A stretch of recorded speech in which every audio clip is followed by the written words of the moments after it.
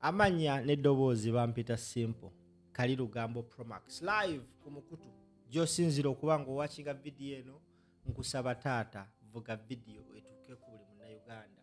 Bino bye ngenda okugamba togenda sobola biwulira ku mukutu nga radios, togenda biwulira ku TVs ez'enjawulo, wabula ffe tugenda kujja tubibagambe because ffe kitukakatako obbagamba amazima, tewakyali kuttira muntu ku liiso.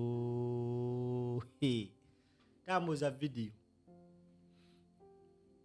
Omwaka ogwa 2027 eggwanga Uganda lyafuna omukisa ne lirondebwa ng'erimu kwaga amawanga agagenda oteekateeka ekikopo ky'omupiira gw'olukalala lwa Africa kye tuyita African Cup of Nations.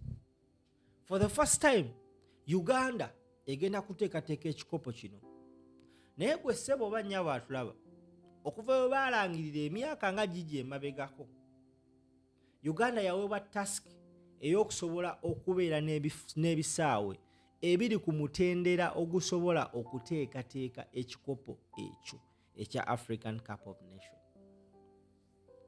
Gwe ssebo oba nnyabo ndaba kye tuzze nga twogera okumala ebbanga nti wano e Uganda ekintu kye bayita okulya enguzi n'okkuba enjawulo be baana baliwo. Kano ka vidiyo njagala okawo obudde kuba gano gegenda okwogera ge mazima era togenda gasanga walala wonna wonna.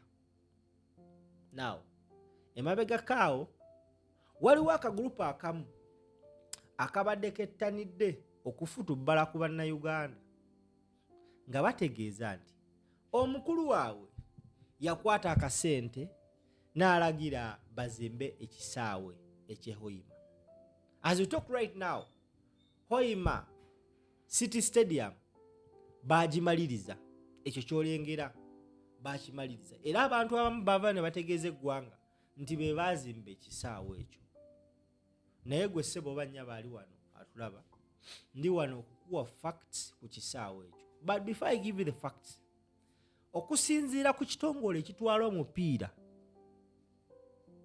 ku lukalala lwa Afirika, ku Ssemazinga Africa ekya CAF, kyavuddeyo ne kitegeeza eggwanga nti ekisaawe ekyo tekigenda kusobola kuteekateeka mpaka za African Cup of Nations kye baazikolera, era n'ategeeza mbu tekituukiridde ku mutendera. Bino si bigambo byange gwe ssebo bannya ndaba.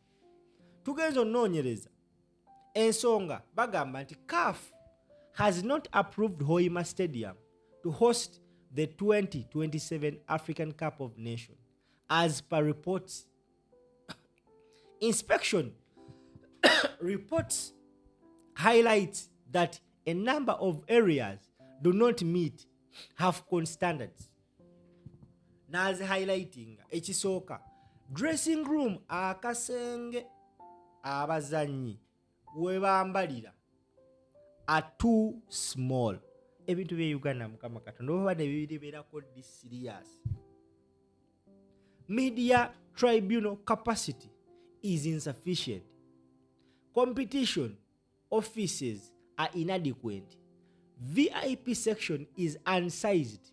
At the moment, the stadium is regarded as a closer to CAF competition standards and cannot host African Cup of Nations matches until the necessary upgrades are completed.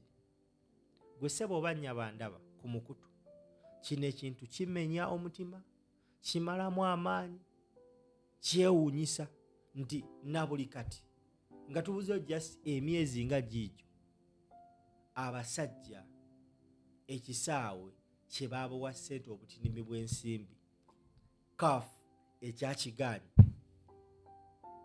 It is very absurd. Very absurd. We twali tugenda osamba qualifiers, Uganda teyakkirizibwa kusambira kukozesa bisaawe by'ewaka nga home ground. Twali tulina okugenda mu nsi ezitulinaanye ne tupangisa ebisaawe byabwe buwanana na buwanana okusobola okusamba qualifiers zino. Okategedde twali tulina okugenda opangisa nga Uganda yalina ekisaawe kyali kimu Namboole, nga ne Namboole yali tetuukiridde nga teri ku mutindo. Okumanya nga obuli bw'enguzi mu Uganda be baana baliwo bano abasajja balayika ndowooza buli kiro basuula balogootana nti banne katulye ku nguzi, katulye ku nguzi, katulye ku nguzi, okusinziira ku mawulire. Kati njagala nkulage ssente z'ekisaawe kino ze baakozesa okizimba. Okusinziira ku genfuna bagamba the construction of the 20,000 capacity Hoima City Stadium in Uganda is valued at approximately $129 million to $135 million, roughly 484 billions to 500 billions. The stadium is being constructed by Turkey Suma International Construction Company, Inc. to meet FIFA's standards for the 2027 African Cup of Nations, AFCON.